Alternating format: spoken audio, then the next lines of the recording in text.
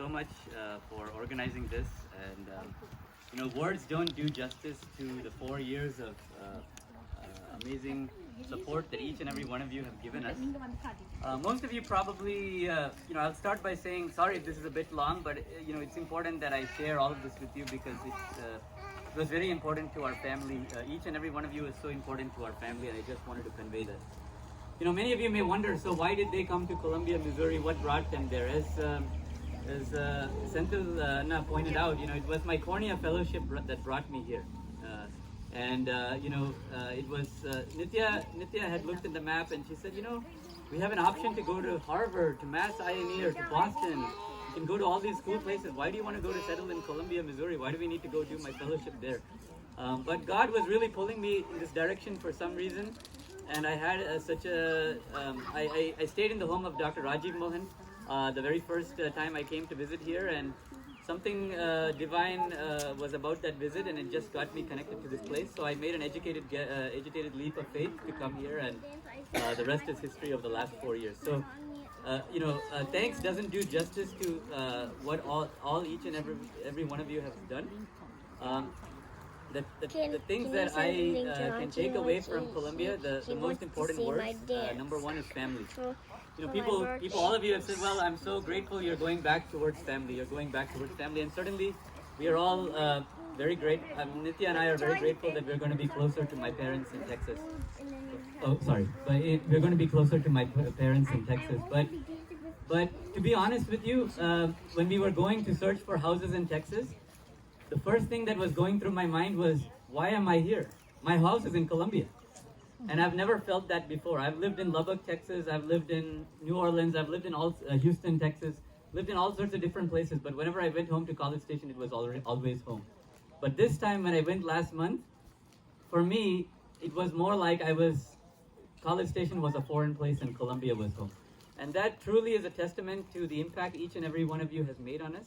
So family has been so important, and certainly they are my family there. They will always be my family, but you guys will always be my family here, and for all of us here.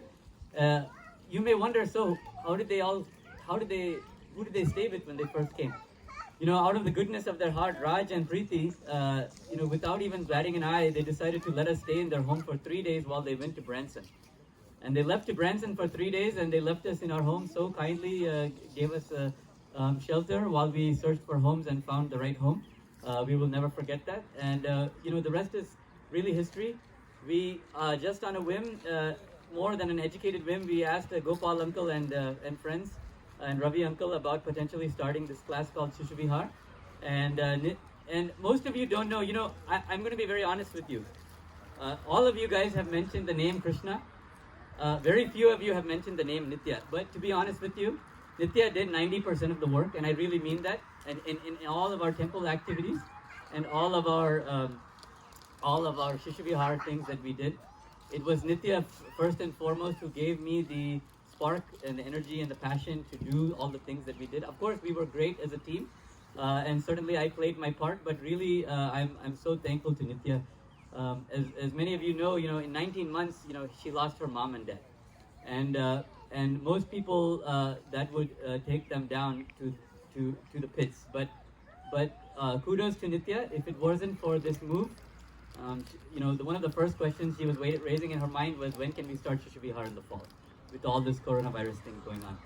So that's really, I'm so blessed to have such a fabulous wife who, in spite of having 3 small kids less than age 5, was so passionate about the temples, passionate about Hinduism, and passionate about Shishu Vihar. So I'm so grateful to her.